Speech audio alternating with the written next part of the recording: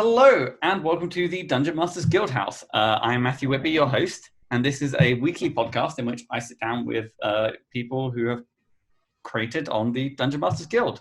And I am flattered to be joined by the one and only Cam Day, Daylight Productions. Thank you so much for joining me. Of course, thanks for having me. I'm looking forward to it. No, it's been in the works for a while, and now we finally have it. So I guess the first thing to actually just hit the ground running. If people didn't know you or any of the stuff that you've done, what sort of products or services and what are you known for on the DMsGuild? So my big thing on DMsGuild is either right now. Most folks might know me by my Warforged series, which has been a series that I'm building of all Warforged sub-races and just Warforged content because Eberron is my favorite setting. And given that it just came out, again, with Rising from the Last War, I wanted to make stuff for that. Folks might know me for my big, around every holiday, I try to do different subclasses themed to that holiday. So if anyone has picked up Baba Yaga, Warlock Patron, that was me, or the Drowned, the Dark Rider. I believe there's a turkey in there somewhere as well. Yes, I also famously the Great Gobbler, which was a Thanksgiving Warlock Patron, where you get a patron that is a giant celestial turkey, was featured by Greg Tito on D&D News, which I was completely unexpected by that until I think Adam shared it, and I was like, oh, okay, I guess they featured the Great Gobbler. I literally just made that as a meme. It was not supposed to be serious. But I think that's how most things most things that tend to start off as a joke sometimes always get more traction than you anticipate. It's the case of if you have the joke, chances are there's a bunch of people go, that's a good joke. So that's mostly what I do. I got 2 one-shots out. I also have a bunch of art packs for other creators. I like to, after I publish stuff, I like to take the art that I use for some of the bigger books and put them into art packs, so that way my artists can make more money, and the folks that need stock art can use those as stock art and other things. Yeah, I was going to say that's one thing that I noticed that I feel like it's something that's actually quite rare across the DMsGuild, and it's actually very refreshing. It's such a good idea because sometimes not all. It's different if the art is very bespoke. Like if it's for one, I don't know. I'm trying to think of turkey art, like a turkey patron art is probably going to only work within but the sort of more the art that falls out there is yeah, it's nice. So I'm curious, so how long ago did you start? How long ago did you start publishing on the DMsGuild? Because I believe you were publishing before you started on there. Yeah, so on the Guild, I started publishing. I started working on a project in the summer of 2019 with Ryan Langer of Realm Warp Media. We started working on a project then, which is Root and Twig, now a Timber-themed class booklet. The first thing I actually published was Voice of the Gods with Brian Holmes, which was a collection of 4 celestial-themed subclasses themed around, obviously that's when Descent into Avernus came out. So I wanted to release it around then. And then also in that, I decided to take Enochian, which is kind of the storied language of the angels that John Dee got in the 1600s. He's like, oh, I'm going to write this down. And I built it as a glyph system within that because I thought it'd be interesting. The glyph system is terribly unbalanced. I'll 100% admit that. It's awfully unbalanced.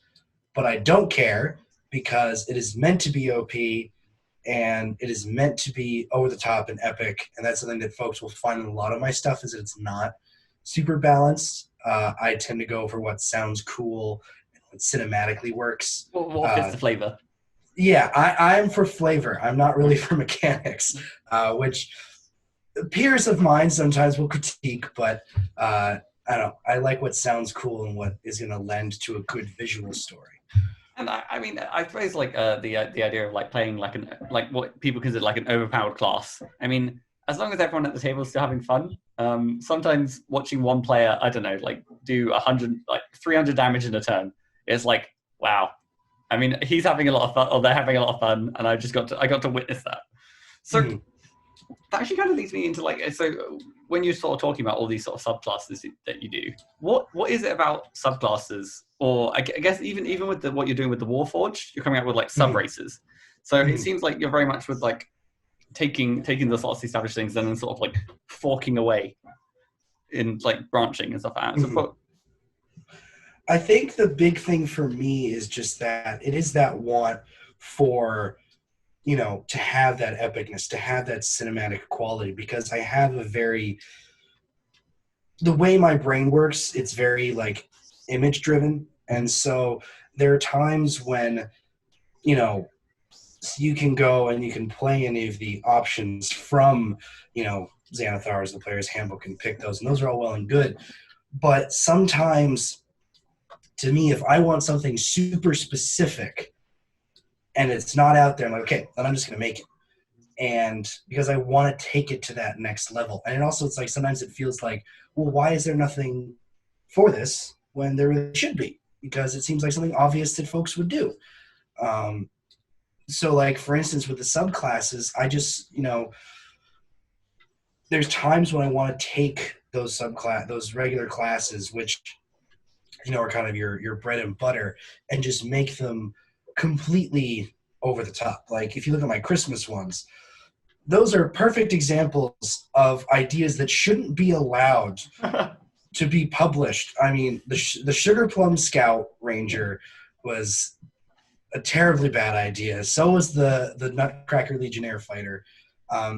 So it's really, I want to try and find that balance between story and visual and just fun, because there's been too many situations where I've been playing games and folks are like, no, you can only use the base stuff, only player's handbook, these things. I'm like, well, that's so limiting, because now I'm forced to live in your story when this should be our story. Yeah. So that's why I like to build that stuff. And I mean, with Warforged, you know, you have magic robots. There's so much to play with from pop culture to incorporate that. Because like right now I've got the Zorforged, which was kind of the big first book, which is leading into more stuff, which is Bionicles in D&D, because that's just too good to pass up. There's the Interloper, which is my rendition of the Terminator. Submerged, which is, you know, a rendition of Big Daddy from BioShock.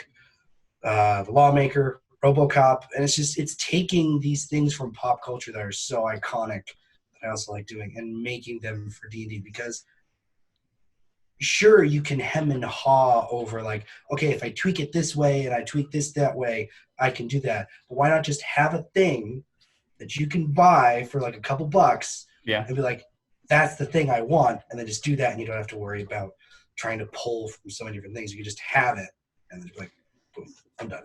So I guess that sort of like that stems into my next question then, which is like, so how again, because while looking through your catalog of like everything that you've done, you have very much it. You have that big sort of pop culture pull, but then you do have the sort of like the seasonal pull, which I mean, like again, there's like seasonal films for just about everything. But I'm curious about like, so when it comes to like creating an idea, where do you pull the inspiration from the most part? So I'm in school, I'm a senior in college, and I'm going to be a history teacher. So I've always really loved history, and growing up in northern New Hampshire, I still go to college in New Hampshire, but growing up in northern New Hampshire, with a dad who is a forester, my mom is a soil scientist. They both run a plant nursery during the summer. The outdoors is definitely a big part of my life. I'm not the most active person. You know, I'll go for a hike every once in a while, but I don't like doing grunt work, even though I am very tall, very big. So I like to take a lot of inspiration from history. So usually what I'll do is when I'm thinking of a new project to do, I'll either look, okay, is there something historical I can build off of? Is there something pop culture related I can build off of? Or is there something seasonal that I can do? And with Voice of the Gods, which was my first thing I ever published, that was really a historical one that I wanted to build off, because I have this like, it's over on the bookshelf somewhere. This little book on a guide to Enochian magic, And I was like, well, this is just plain craziness. Mm-hmm. So I decided to take it and run with it.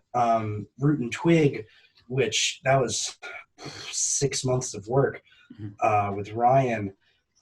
That was just, the connection that I have with the timber industry. My grandfather ran a sawmill, his own sawmill. So that's just been a deep part of my life. That was definitely a far more historically based one, definitely much more family based I was one with going to that. say, literally, just by you saying the sort of the history your family has and with the jobs they did, it does fall into place. It's like, oh yeah, no, of course there would be like a timber focused class coming out of everything you did. And I'm curious. So when it comes to both the Voice of Gods and then Root and Tweak, were there any sort of particularly challenging parts to try and get like either the book that inspired it, this was it Acabellian? Enochian. It's like a practical sorry. guide to Enochian magic. Like I said, I'm more of like a devil worship more than anything else, so it's outside of my realm of. But yeah, how do you find the process of taking a concept and then sort of, I don't know, feeding it through the D&D class system? Mm-hmm. So with Voice of the Gods, it was nice and with Root and Twig, it was nice having Brian, because Brian Holmes helped me with Voice of the Gods, and Ryan helped me with Root and Twig. It was nice having two folks that were so, up there in the guild, Epsilons, that were able to help me figure out what to do. Because there was straight up one point where I wrote something in Root and Twig, and Ryan commented, he's like, "This is too powerful. I'm cutting out half of it, and we're starting from the top." I was like, yeah, that's fair.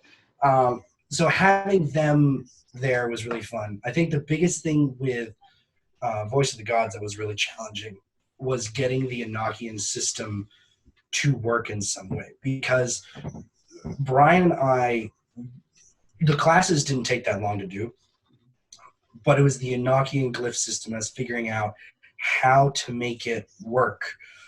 And again, it is still very unbalanced depending on which glyph you pick and that kind of thing. But it was trying to figure out, okay, like this glyph has this tarot value, which equates to like this emotional value. Mm-hmm. How do we make that work mechanically?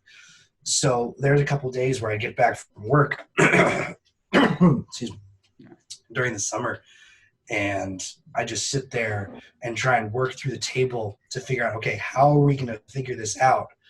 And that took a while. The biggest challenge, I think, with Root and Twig was in that there's a completely original class, the Garad Roog, which you can download for free because I decided to pull that out. Mm-hmm. That was an immense challenge because not only was I designing a book full of subclass options, I decided I wanted to build a whole new class, having never done it before. And that was very hard because, again, I had this image in my head and I had to take it and make it work mechanically. And I definitely think having Ryan there to help really helped me build it, because the premise of the Garad Roog is I also have a lot of ancestors in Scotland and Ireland. So my family goes back a ways there. And I've always been interested in Celtic mythology and that kind of thing, and especially Celtic tree divination, which I always thought was super cool. Yeah. And so I had this little guidebook on Celtic tree divination, and I think I just finished Voltron Season 8, and, we were talking about some buddies of ours about a game we were going to start playing, and I was like, what? And I was thinking of them, what if you had like a Voltron Paladin but combined with a druid? And they're like, that just sounds crazy. I was like, well, I'm going to start trying to build that. Yeah. So with the Garad Roog, the whole premise is you have this grove, which is a sentient spot of trees. There's 6 different trees in the grove. Those 6 different trees connect to a different Garad Roog based on that tree. You get a Beocrid, which is a little symbiote that grows with you naturally. And then based on which symbiote you have, it accentuates a different part of you. So if you pick like an oak tree, oak, Duir, it's all for strength and guardianship and protection. So over time, that symbiote grows into a giant shield. or the Coal Creed, which is Hazelwood, is all about sort of death and the afterlife and that kind of thing. So that grows into a gradually larger funeral headdress and allows you to communicate with spirits and that kind of thing. So that was a big challenge because I wanted to make it work in the fantasy. I wanted to make it so that it could work in any setting, because not all settings have that intense nature perspective, because all of them are a little bit different. Like, obviously, Garrett Rue would not work in Dark Sun at all, unless you're going to manipulate it to be like jungle trees. Then that's on you. I'm not doing that. And then also how to keep it faithful to the history and respectful of the spirituality, because Celtic tree divination is still a very real belief that some people practice. So I wanted to make it faithful and respectful. So that was a big challenge of trying to make all those three things work together with that one class. No, it's fascinating hearing the process. And I must admit, when I first, I've designed one class so far, and it was a very interesting process. It's kind of thing where you kind of thankful to have someone with more experience in classes sort of sat on your shoulder to sort of point out, saying, "Oh yeah, no, they shouldn't be able to do that every short rest. That's a long rest thing," or or like, "Oh yeah, a level 1 ability that does 2d10. That's probably not all right." Or like, a little too much. But it's also, like I said, it's interesting to sort of hear about where all the different stems of inspiration come, and it seems like you definitely pull from everywhere. I did want to ask about, so when it came to adventure writing, where does it sort of, I noticed that you've got one which sort of ties in with like Baldur's Gate, but yeah, so the same sort of idea for what's your inspiration? So adventure writing, I've got, so I have two, which is there's Barrowbound, which I think is probably I like Barrowbound, and then I have The Light of Yule. The Light of Yule stemmed from it's a Christmas Yule themed adventure.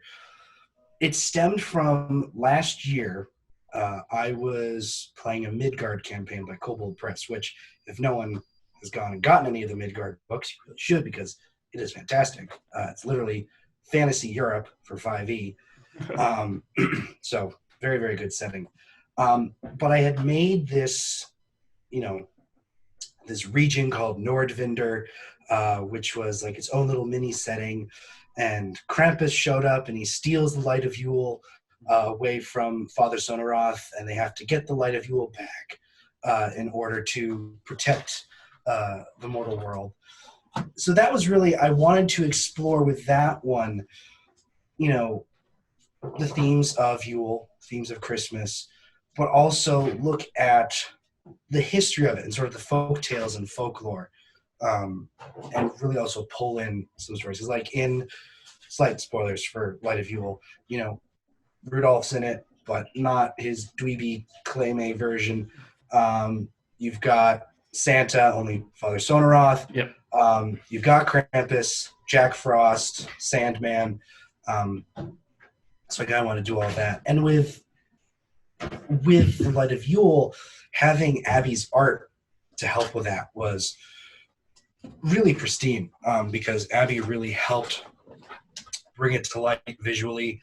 Marcel's cover, who folks might recognize his work from Hellbound Heists. He did the cover for Hellbound Heists. Yeah, the cover in particular is very sort of like eye-catching, the sort of almost like tapestry or like stained glass. Yeah, and so Marcel's work for The Light of Yule was, his cover really helped. Abby's art interior really helped. And having Ryan to help me with that was also really good. And I think its adventure quality is definitely higher, and I think it's better organized than Barrowbound. But with Barrowbound, so Barrowbound was entirely just me. I was the only person working on Barrowbound, aside from my artists, who, Miss Alpy, she did the cover. And so she is an amazing talent. And if you've seen her, she's done work with the Night Librarians that Brittany did. So she did the cover art. immensely helpful. And then Joshua Clark, Tone Scribbles on Twitter, he did our interior pieces for the Big Bad. But with that one, I really wanted to explore themes of repatriation of remains, the situation a lot of indigenous peoples find themselves in. Because the premise of Barrowbound is that you are 4 hobgoblins who are sent to repatriate and return the remains of one of your ancient daimyo from a museum in Baldur's Gate, and you have to bring it back to the Barrow and bury it. Only along the way, there are folks that keep trying to attack you. You get to the Barrow, it's been destroyed. And then eventually you find out at the very end of it that it's actually his ancient rival who has somehow gotten himself resurrected. And it's like, I will destroy his corpse so he may never, his soul will always be forgotten. And spoilers again for that adventure. What I really played on with that is the fact that at the end, and I see little hints of it all throughout with sort of the narrative text, is that you as the players discover that you are actually undead. You are resurrected hobgoblin warriors from the past, sort of who were sent as an honor guard to bring back this lost leader. And at the end of it, you have a choice whether or not you will go back to your rest, back to your peace, or if you choose to, no, we want to stay alive. We want to, we've been asleep for thousands of years. We want to remain alive. And that, I think, Barrowbound got really good reception from a lot of people that went and looked at it because I tackled very present real-world issues in that. And I think, especially given since I want to be a social studies teacher, I like to use role-playing games to teach, to educate, and to get some of those heavier topics. And I think having that experience that I wove into Barrowbound to talk about, indigenous peoples and repatriation and respect for the dead was something that I think I really hit well on that. And that was what I think, while it's not the best laid out adventure, I think the theme that I have throughout it, I'm very proud of with that one. No, it's honestly, it's interesting, especially to try and, I can't imagine the difficulty to try and tackle a subject matter like that. And especially to do it justice. And even better to do it through the lens of hobgoblins, which typically within D&D don't have the best reputation. But I guess we've kind of discussed the landscape of everything that you sort of dipped your toes into and sort of done. I'm curious then if anything across that, anything stands out as your favorite part. When it comes to starting a project, is there a favorite part, or is it just? I think my favorite part is really getting to work with the artists because I'm in a scenario where I'm in school. A lot of the time, I can't commission artists because I just don't have the money laying around. So I'm very lucky in some cases to meet with artists who are willing to do royalty stuff. Yeah. And I don't think my stuff would sell without their work. And honestly, I champion my artists as much as I can because being that I have a very visual, a very cinematic mind, my whole thing is I don't think it comes alive fully unless there's art in it. And I know that there's the element of, make-believe, imagine that image for yourself. But really, I would not have worked as hard on some of these things if I hadn't had progress pictures coming in from the artists. And it's just amazing. And plus, I work with a lot of international artists as well. Ruben Cardenas, who did the art for Voice of the Gods, he's from Brazil. Marcel, he's German, who did the cover for Light of Yule. Mm-hmm. And Bruno Rodak, who did stuff for The Drowned and The Dark Rider. He's from Croatia. So having the art and seeing it come in and being part of that design process is honestly so amazing because, I can put text on a page, I can add cool titles, I can add, interesting effects and paper and backgrounds, that kind of thing. But it's the art that I think gives it the overall theme. Excuse me. Yeah, no, 100%. And I think as well, especially anyone who like yourself, you said you want to get that sort of cinematic experience. Particular art pieces in the right place can be very sort of emotive, and they can sort of like you can again, was it they say 1,000 words, a picture is worth 1,000 words, and it is true and stuff like that. In the sense of like if you see to use your a sugar plum scout example. If you seeing them sort of deliver whatever that explosion is to that Yeti, it has that image straight in your head, and you can imagine the events that led up to it, the events that lead after it. It's a whole thing. And yeah, no, it's something that I kind of like. I've started, thankfully, through with everything I've been doing on the DMs Guild, been able to sort of now engage in artists and start commissioning like art.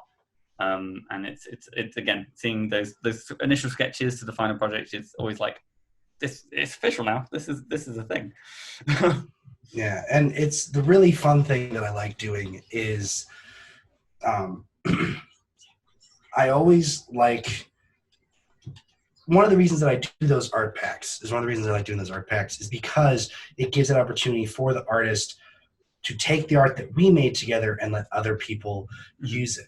Because that just seems more fair to me, because I shouldn't be the only one that has access to it. Other folks should be able to use it as well. One of the other things I like doing is, before I start writing, I have a concept and I look for an artist first, because the artist helps me imagine what I'm going to do from there. So when I started working on my Zorforged project, apologies, there's someone honking outside.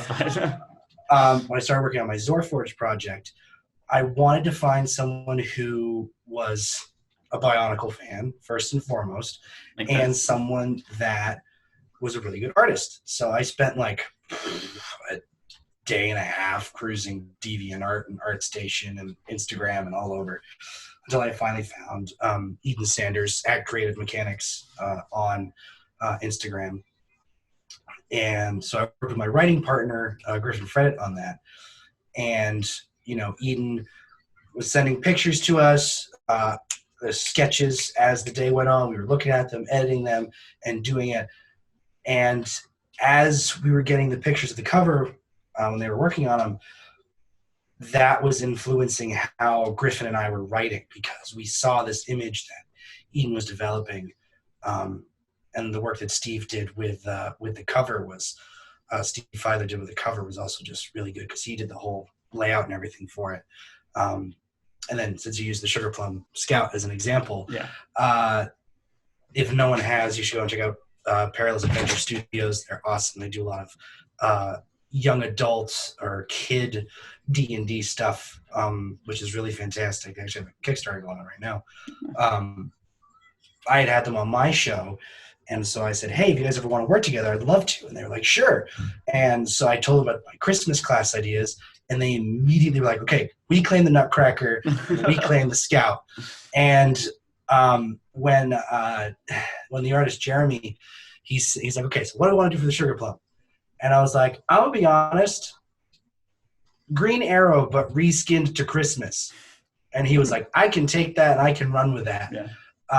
And it was just, it was so great, because he sent it to me. I was like, this is so serious, but so goofy at the same time. Like, he looks cool. And then you see the Sugar Plum with the giant ass hammer. Yeah. And you're like, okay, it was serious, but now it's just goofy.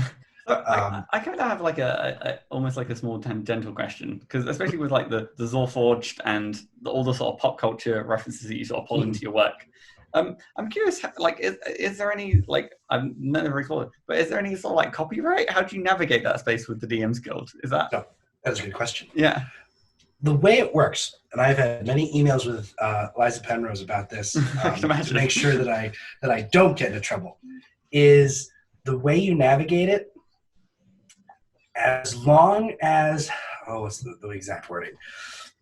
As long as you can tell that it's its own thing, it's fine. Like, you can say inspired by this. If you've ever seen the Patron of Liberty that Brittany did, it says inspired by your favorite shield throwing Avenger. in it. So you can say inspired by and that kind of thing. You just have to be careful. Yeah, I was going to say, because obviously, like, again, I mean, I think even if you were like looking at Thorforge, if you weren't aware of Bionicle, I don't think you would necessarily make that comparison. At least just looking at the cover, or maybe like flipping through the pages. But yeah, no, I could definitely see the vibe. Yeah. Well, and that's the thing, is that whenever I make the stuff that's pop culture related, I want to make sure that there's elements in it that people who are fans are like, aha, we know what you're doing there. Yeah. But folks that might not be are like, oh, that looks really cool. And then they get into it and they find out. Yeah. And it's also part of the reason that we are able to work around it, is that while there's the idea, you have to edit it and manipulate it and tweak it for the world. So like with the Lawmaker, which is the RoboCop Warforged race, I was like, okay, RoboCop is very futuristic, very sci-fi. How do I make that work in D&D? So, and I was talking around with some folks on the Eberron Discord and the DMsGuild Discord, and we came up with eventually the idea, okay, you have House Deneath and there's Sentinel Marshals. So what if House Deneath was like, okay, we have all these Sentinel Marshals, they die, we don't want to lose their skills. So we'll just slap them in Warforged bodies and call it quits. Yeah. Which is enough of an homage that it's RoboCop, and the art is probably like, yeah, that's fantasy RoboCop, but it's original enough that it's also unique to the world. And that's kind of where, because I had to first be careful with that when I was starting to draft my Transformers idea. And sort of that's coming down the pipeline. But how to work with that, because, you see something that's Optimus Prime, it's pretty obvious that it's Optimus Prime. Yeah. So no, you gotta be a little careful. I must admit, 100%, I have to give you like kudos for like the way you've definitely taken all these concepts and 110% made them your own. To the point that, like, I mean, I can imagine, like, there's so many like groups of like D&D groups out there where one person sits down at the table and they're just like, I want to be RoboCop, and then the DM's like, okay, well let's see if we can work this out. But to have like these sort of products out there, it's just like, well, there you go, you are now potentially slightly overpowered, but still RoboCop. Yeah. And the fun thing that I always like to do with those is really make. Because one of the issues I always find with classes and subclasses and that kind of thing, and sub-races, is that it's primarily mechanical. It's only just mechanics. There's no real role play elements incorporated into it. So like when we did, when I did a Lawmaker, which kudos to Toby Blanchard, who did our interior art. He blew it away with that art. When we did that, the big thing I wanted to do is like, okay, how can I make this accessible to other folks as well, not just folks who want to be a Lawmaker? So there's a mechanic in there that if a member of your party dies, you can go to House Deneath, pay them 2,000 gold. Your party member cannot have been dead for longer than 10 days, and you can put them in a Lawmaker body. I'm straight in there. But the problem is that they have to sign a document swearing fealty to House Deneath. Okay. And then every week they have to report to House Deneath, and it brings in that level of role play that I always search for, because at the core of it, D&D's role play. If there's no role play, then it's not really worth. Sure, you can do the max amount of damage, max speed, all that different stuff, but if you're not telling the story, then it's not worth it. And yeah, the opportunity for someone to go through and become RoboCop and have all these sort of plot hooks that open themselves up. And especially, what is it? So I'm not so familiar with the Erebon setting, but I know it is very sort of like pulpy fiction and sort of like spies and betrayal and all that stuff. So having, again, also, I think this is like a general rule for D&D, being forced to give fealty to anything, 9 times out of 10 is a bad thing. To be perfectly loyal, it's chances are that they're going to be using you for some sort of sinister machinations or plots. But no, so I guess sort of continuing around with your sort of like the creative process and stuff like that. Working with the artist, 10 out of 10, best part. Are there any sort of parts of the project that you don't necessarily enjoy?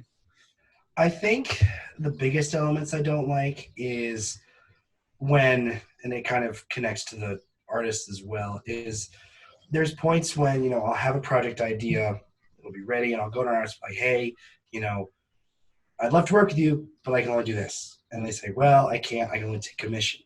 And I understand, and that's always just hard because I'm like, dang it, now this project's just kind of in stasis.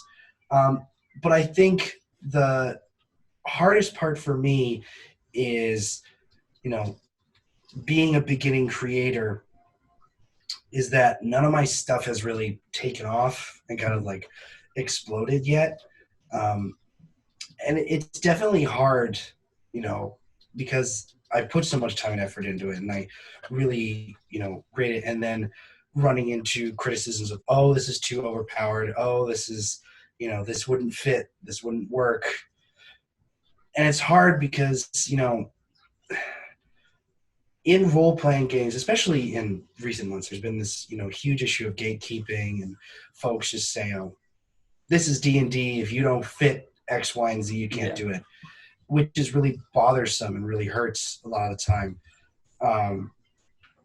And I've been the butt of some criticism for the stuff I make, in that it doesn't, oh, it doesn't work. Oh, it doesn't fit. It doesn't really make sense to have it. And it's always hard because I'm like, well, why are you coming? Like, why do you have to criticize it? Can't you just say, like, I wouldn't do that, so I'm not going to go after it. Yeah, no, it's like the classic case of like, if it's not designed for them and stuff like that, and for the people who it is designed, it's the ideal thing.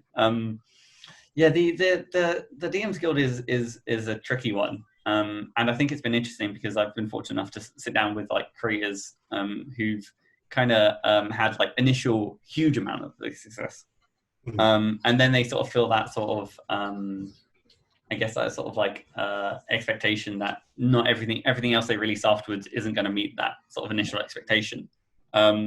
And I guess that there is the sort of the other side of the coin of like, I guess the building up a big catalog that it does tick up over time and stuff like that, but it isn't like, again, it's not having like a mithril bestseller, which I think there's only like, I think there's like 50 on the Guild.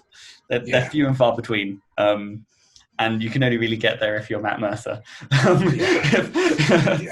And it's also hard because, kind of going back to my family background, they're traditional New Englanders. They are hard workers.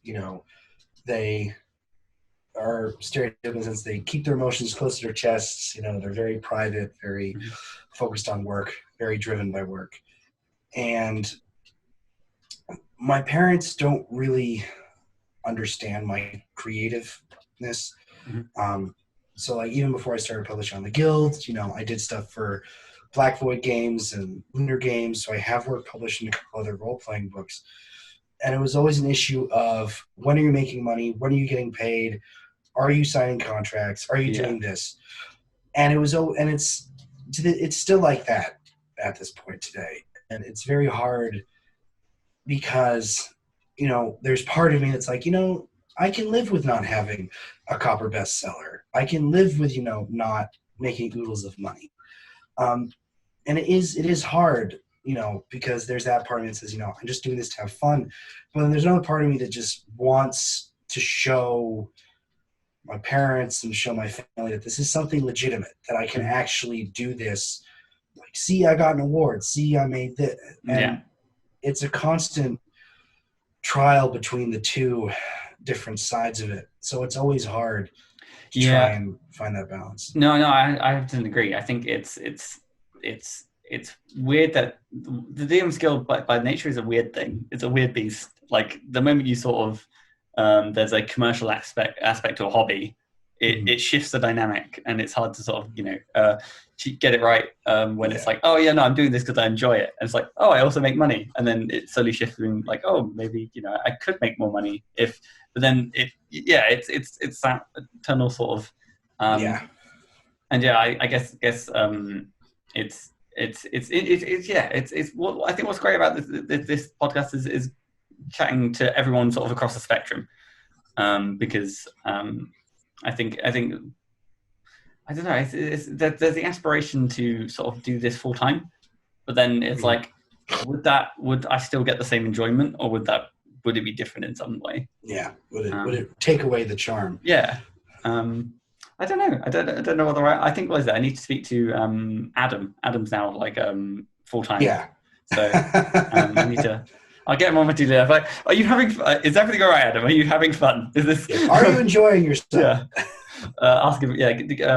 But but no. So I guess so you released the first product, the and back, what was it? Was it towards the start of 2019? I believe the sort of celestial subclasses. Voice of the Gods was October 2019. Yeah. And so I'm curious then, going back to October then, are there any sort of particular lessons that you wish you'd learned earlier in the sort of the whole DM's Guild publication process? I think the biggest thing is I think I wish I started sooner. Like, obviously, I know you have to be over 18 in order to publish stuff on there. I really wish I had known about it sooner, because it just would have been a great outlet for me before. And I've met so many fantastic people that have become, icons that I hope to someday, aspire to. And just knowing that there are folks that were there that I could go to and ask for creative advice was really powerful. And I just think the biggest thing, it doesn't have to do with publishing or anything I wrote or anything. It would really just be wishing that I knew about it sooner and that I had started doing this sooner. Because I think if I had started sooner, I think by now, if I'd started when I was a freshman in college, by now I think I'd be a lot better. I think I would have a lot more content. I would know a lot more. And I've certainly learned a lot from working on the Guild. I've learned more about marketing and more about, graphic design, all these different things. And even, I think I've learned almost more from that than I have from doing my podcast. And yeah, I think just wishing that I had started sooner, I think, is the big thing. Yeah, I must admit, like this, I suppose in the grand scheme of things, I guess it was only so the sort of DM's Guild was sort of pushed live like early 2016. So honestly, the guild hasn't been around for like a huge amount of time, and the growth it's gone through. Like, I think one of the questions I was asking, like right at the start, was like, what was the first like official product posted on the guild? And yeah, it was actually turned out to be Matt Mercer's Gunslinger was the sort of first product to sort of like push live and sort of get all that sort of promotion in. But I think it has changed, and I think with the RPG writer workshop, I think that has brought in a huge influx of creators. And yeah, I think the landscape of the DMs Guild has changed, and it's weird to kind of watch it in ebbs and flows, even over such a short space of time. Because, geez, I started in I think it is March, maybe May last year. So I've got like, what was it, like a few months, like that. That's pretty much it. Yeah, because I can remember you sent me some of your stuff to review on my podcast. You were one of the first folks. And... Oh, 1 second, I just need to refocus my camera because no worries. I'm still. It's fine. I'll just be a blurry man. but yeah, no, it is fascinating. Yeah, I'm in the same boat. If I could have been around in 2016, like up there, I think it would. Yeah, it's. I guess it's one of those. If I had a time machine, which as of yet I don't. But I'm working on it. I've got At the moment, it's just a box full of wires, but I'm pretty sure it's going to happen by some freak accident anyway, rather than any sort of intentional effort. Strike, gremlins, who knows? Yeah. Well, no. So I guess the next question, sort of following on from that, then is what have you got next in the works? Like, what are you working on at the moment? Oh, I got a lot. The question is going to be fitting it in between all of the ed paperwork I have to do for my certification. Yeah. The next big thing that's going to be coming out, I've got more Little Warforged series coming out, more sub races. We've got one based off of Claptrap from Borderlands coming out. So I'm curious, like, do you have what's can you give like a little like sneak peek about like what's the number of like Warforged sub races you got going? I don't have a set number, Okay. only because I think the way I phrase it to a friend is I'm going to keep doing it until I get bored or I feel like I'm just scraping the bottom of the barrel. Yeah. I mean, there are a lot of iconic pop culture robots out there.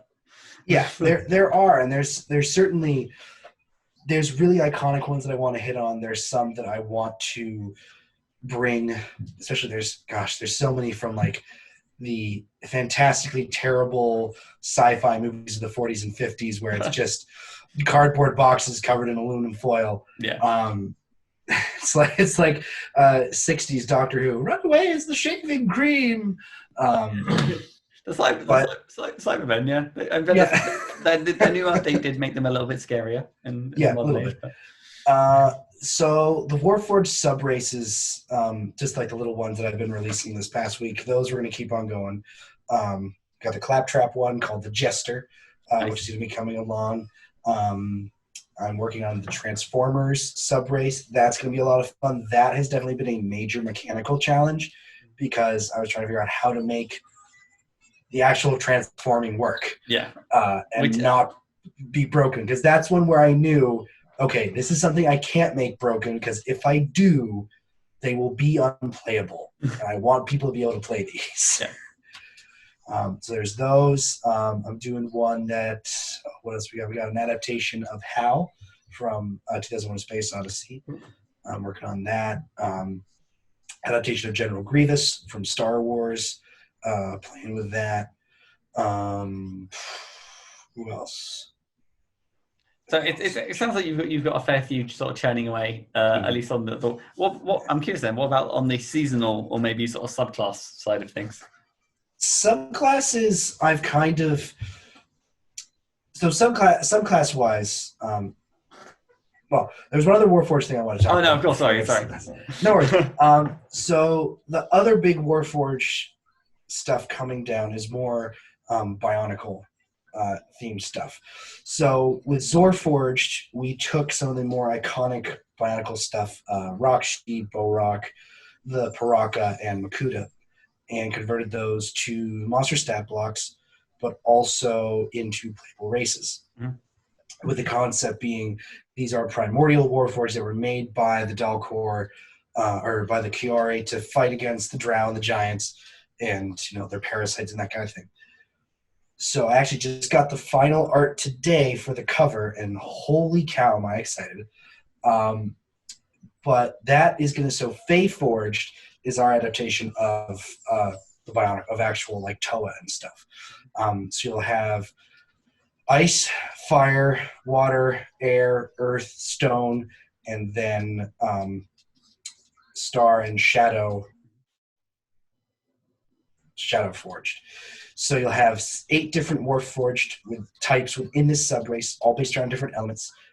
Each of them will have a elemental ability, and then or they'll have 2 elemental themed abilities. And then there were also adapting mechanics for the masks, for also using masks as artifacts, as magic items. After that, we're going to have the Geographica Phage Forgica, which is going to be a little mini setting book with lore on each of the cities of the Fae Forge, so players will be able to use that. Mm-hmm. And I'm really excited for those. I'm working with a bunch of artists right now on all of those. Marcel, who did the cover for The Light of Yule, he's doing all the interior art for Fae Forged. Oh. And some of them are pristine. I will send some of them to you so you can see what it's looking like. But then subclass-wise, the only big subclass thing I'm working on right now, so Root and Twig was I dedicated to my dad and my grandpa, sort of with them being foresters and having that history in our family. I'm working on right now a Circle of the Garden druid, which is going to be for my mom and my grandma. And the premise of that is you have, within that circle, you have 4 sub-circles. So you have a vegetable-themed one, a fruit-themed one, flower, and herb. So you have 4 different sub-circles.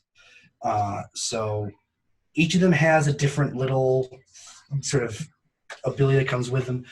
The flower garden druid has a little shambling sod, so it's like a little wandering garden that walks with them. Oh, that's cute. It sounds adorable. Well, hopefully the art. I think Eden, who did the art, the cover for Zorforge, is going to be doing all the art for that. We're going to be going with like a field journal, kind of inspired by Spiderwick, which is going way back. Then the fruit druid, they have like a little sort of bottle of different juices, and as you level up, the juices give you different abilities. The vegetable one, you can summon 4 veggie spirits that'll help you out. I think it's All right, so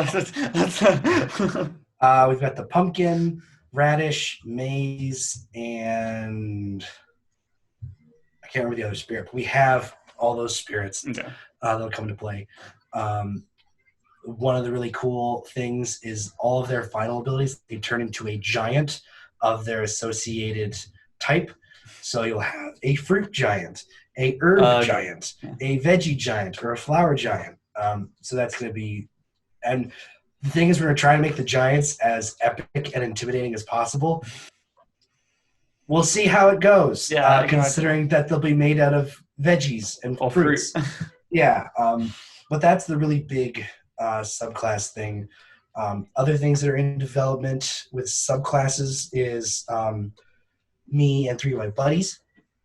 We are taking the different, because in the back of the PHB you got those different tables of deities. Mm-hmm. We're taking the real world ones. So we got Celtic, Norse, Greek, and Egyptian. Yep. And we're adapting each of those gods into a subclass. So for instance, one I made for Egypt, each of them has a different title. So Blood of the Sands is Egypt, Blood of the Hills is Celtic, Blood of the Titans is Greek, and then Blood of the North is Norse. So for Set, I did a Beast Warlock patron, because the whole thing is Set is the Beast. Mm-hmm. A buddy of mine who did Hades, he did a Circle of Ore, Circle of Wealth Druid, because a lot of people don't remember that Hades is kind of also a deity of earth, gems to some degree. So there's that. And then another big thing I'm doing over with folks at the Guild is kind of a collaborative project, is we're taking League of Legends champs and adapting them into subclasses. And that's really fun because League is so over the top and so epic with everything that it has that they just scream D&D stuff. Some of them you can already do pretty easy. Like Yasuo, he's a samurai. Yeah. Yorick, Grave Domain Cleric. Yeah. But I suppose you do have, what is it, like 115 characters? So many. So many. Yeah, you just put your hand in the bag, pull one out. That's something. Yeah. One that I worked on, and that's another thing. We're just waiting for artists to sign on for those. We got tons of folks doing it. Lydia Van Hoy, who did the Half Race Handbook, mm-hmm. She did a Succubus patron for Evelyn. Yeah. Sven, he did one for Zaya and Rakan, which is really cool. Drew did Teemo. It's absolutely disgusting. It's Drew did it perfectly. It's so much like Teemo, and I hate it so much. But it's so beautiful. No, I must admit. So like this whole sort of like chat and talking about your sort of creative process, it is literally fascinating to see how much you draw on like real world elements or pop culture.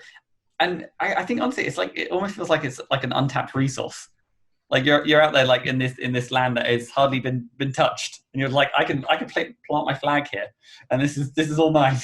Yeah. Well, there's like it's all like I love creating my own stuff, but when there's the potential to take other stuff and adapt it from like history or pop culture or that kind of thing, it's just so much fun. Like with the Arena of Champions is what we're calling the League series that we're adapting.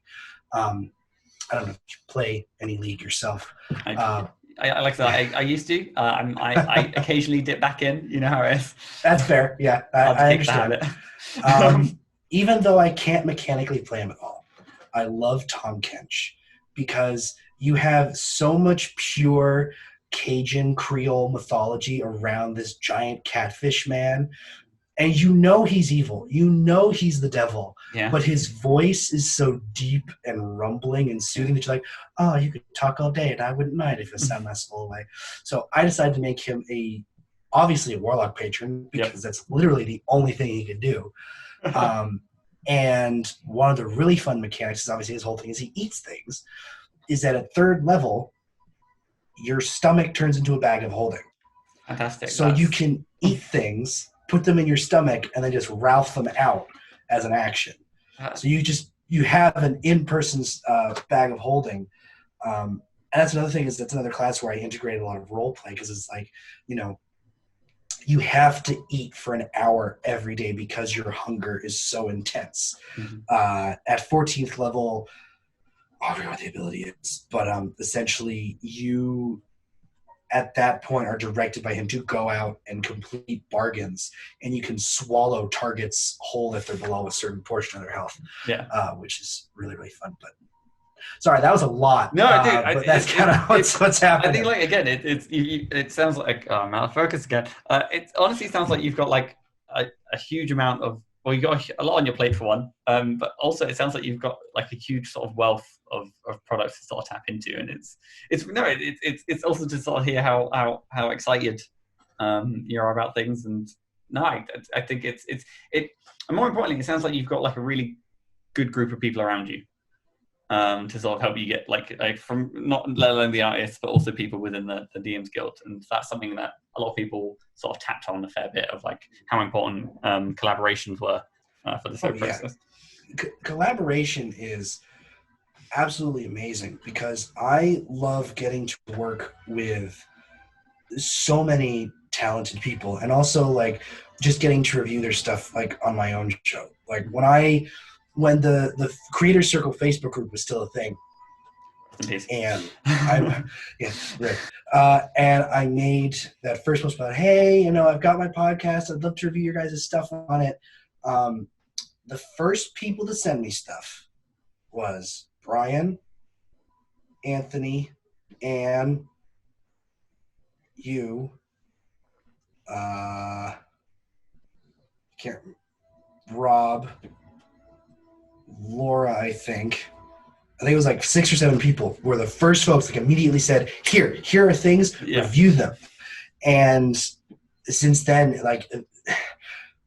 like those folks are, it's hard to put it into words, because for someone as young as myself who is just getting started, I think I'm probably one of the youngest creators on the guild at 21, if not probably the youngest. It's amazing having other folks, regardless of age, being so close to them, learning all this stuff. Only hard part is I'm on the East Coast. Mostly everyone else is like yourself, who are international or live in the Midwest. They live in the West Coast. And I am poor, and I can't go to conventions to see them, which is sad. Or like you wake up like the next morning and there's been like 3 different conversations across the DMsGuild. Like, dang it, I missed it's like, I could have. Well, I couldn't have. I was asleep. So just having the plethora of just good people in the guild, and there's of course been drama that I have learned about over the past. I just think that. Yeah, I was gonna say that's part of any community, but the mods, the people in charge of the Discord, and the people in charge of the DMsGuild, Lysa is so wholesome and good at sort of bringing the community around them. This actually does perfectly lead into like one of the big questions, which is if there is someone within the DMsGuild community that sort of inspires you. This is a chance to it is always hard to name one person. Feel free to, throw out a few names, I was Matt. I was dreading this question. I'll be honest with you. I think for different elements, I admire different people. Mm-hmm. I think Anne Gregerson, her drive. I mean, there's a reason we have an emoji in the Discord named after her. There is a reason. Her graphic design skill, like her layout and design skill. When I got to review her Sorokin's Guide to Surviving the Apocalypses, and Aaron's Guide to the Lee. I know I probably butchered that name, but I can't remember it.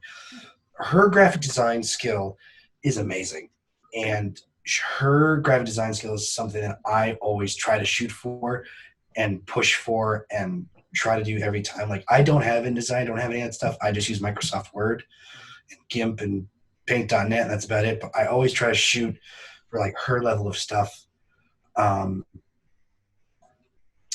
Anthony Joyce, that man is a marketing machine. His just the amount of marketing knowledge he has is amazingly incredible and just fascinating, absolutely fascinating. Have learned so much about marketing from him that is just insane. Justice Arman, he makes stuff that at first you're kind of like, what? And you're like, holy cow, I didn't know I needed that. Like Devil's Advocate. Yeah. A perfect example of something that I talked to him, and he's like, yeah, I didn't expect it to go anywhere. And then it turned into a platinum bestseller. I mean, I think he spoke to him, what was it, like 2 weeks ago now? But yeah, he was sort of explaining how that it was like the perfect storm of a release. And yeah, it's they happen, and I suppose you just got to keep shooting your shot. Yeah. So just him for always pushing me to know that, like, even if folks don't like the stuff I make, I'm still gonna make it because I want to make it. Yeah. Who else? I think Brian Holmes and Ryan Langer, just because those two guys took a huge chance on being the first two people I ever collabed with. Ryan with Root and Twig, and he sunk so much time into almost doing everything on Root and Twig because I had no layout knowledge. I had no idea how to balance stuff, and he really took me under his wing and trained me and helped me learn. So huge, he's a massive influence. Brian, just because, also fellow Transformer nerd,